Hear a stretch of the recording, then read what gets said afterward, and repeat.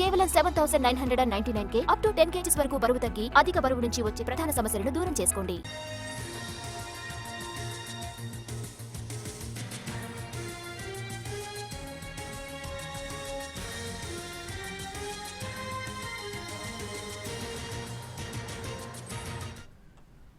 తుఫాను ప్రభావంతో పశ్చిమ గోదావరి తీర ప్రాంతం అల్లకల్లోలంగా మారుతోంది. మధ్యాహ్నం నుండి వర్షం తీవ్రత ఎక్కువ అవుతూ వస్తోంది. తుఫాను తీరం దాటే సమయంలో భారీ ఈదురుగాలులు వీచే అవకాశం ఉన్నందున అధికార యంత్రాంగం అప్రమత్తమైంది. ఎలాంటి ప్రాణ నష్టం లేకుండా చూసేందుకు అధికారులు చర్యలు చేపట్టారు. నిత్యం రద్దీగా ఉండే పేరుపాలెం బీచ్లో పర్యాటకులకు అనుమతి ఇవ్వకుండా పోలీసులు పహారా కాస్తున్నారు.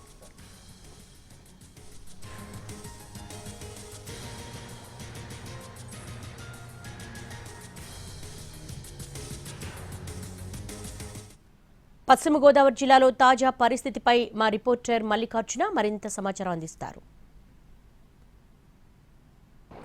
మోంతా తుఫాను ప్రభావం ఉమ్మడి పశ్చిమ గోదావరి జిల్లా పైన ప్రభావాన్ని చూపుతోంది. ప్రస్తుతం నర్సాపురం మొగల్తూరు తీర ప్రాంతంలో ఉన్నటువంటి పరిస్థితిని మనం ఇక్కడ చూస్తున్నాం.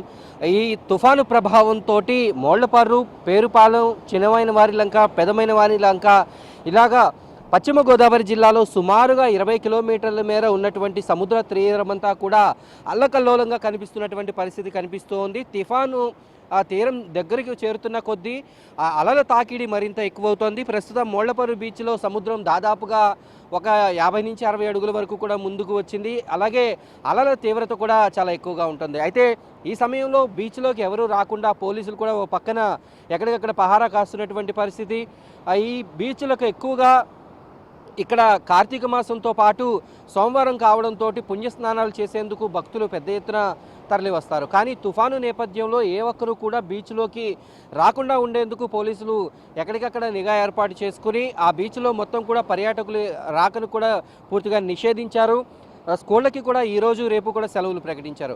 అయితే పరిస్థితిని బట్టి బుధవారం కూడా సెలవు కొనసాగించాలా లేదా అనేటటువంటి విషయాన్ని స్పష్టం చేస్తామని జిల్లా కలెక్టర్ చెప్పారు. అలాగే ఇప్పటికీ పశ్చిమ గోదావరి జిల్లా మొగల్తూరు మండలంలోని దాదాపుగా 13 పునరావాస కేంద్రాలను ఏర్పాటు చేశారు. తుఫాను పరిస్థితులు ఎటువంటి పరిస్థితులు వచ్చినప్పటికీ కూడా వాటిని ఎదుర్కొనేందుకు సర్వం సిద్ధంగా ఉన్నామనేటటువంటి విషయాన్ని స్పష్టం చేశారు. ఇటు కాకినాడ నుంచి మచిలీపట్నం వరకు ఉన్నటువంటి తీర ప్రాంతంలో తుఫాన్ ఎక్కడైనా తీరం దాటేటటువంటి అవకాశం ఉంది. ఆ నేపథ్యంలో మొత్తం కోస్టల్ బెల్ట్ అంతా కూడా అల్లకల్లోలంగా ఉంటుంది. చెట్లు ఆ ఎదురుగాలలో దాటికి ఆ చెట్లు కూలిపోయేటటువంటి పరిస్థితి, కరెంటు పోల్స్ పడిపోయేటటువంటి పరిస్థితి, రేకులు ఎగిరిపోయేటటువంటి పరిస్థితి ఉంటుంది. కాబట్టి ప్రజలు అప్రమత్తంగా ఉండాలనేటటువంటి సూచనలు అయితే ఇప్పటికీ అధికారులు చేశారు. ప్రస్తుతం ఇక్కడ మొగల్తూరు మండలంలోని మోళ్లపర్రు బీచ్లో ఉన్నటువంటి పరిస్థితి అయితే ఈ రకంగా ఉంది. ఇప్పటికీ అధికార యంత్రాంగం అటు జిల్లా పోలీసులతో పాటు ఇటు రెవెన్యూ ఇతర సిబ్బంది అంతా కూడా పూర్తిగా ఈ సహాయక చర్యల్లోనే నిమగ్నమయ్యారు. ఇప్పుడు తుఫాను తీసుకొచ్చేటటువంటి నష్టంలో ఎటువంటి ప్రాణ నష్టం లేకుండా చూసేందుకు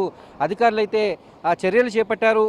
తుఫాను ప్రభావంతో కోస్తా తీరం ముఖ్యంగా నర్సాపురం తీర ప్రాంతం అయితే అల్లకల్లోలంగా ఉంది.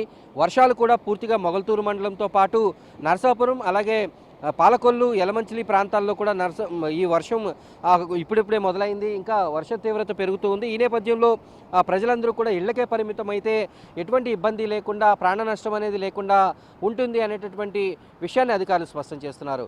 మరోపక్క గాలుల తీవ్రత, వర్షం తీవ్రత కూడా పెరుగుతోంది. అలల తీవ్రత కూడా ఉమ్మడి పశ్చిమ గోదావరి జిల్లా తీరంలో అయితే కనిపిస్తోంది.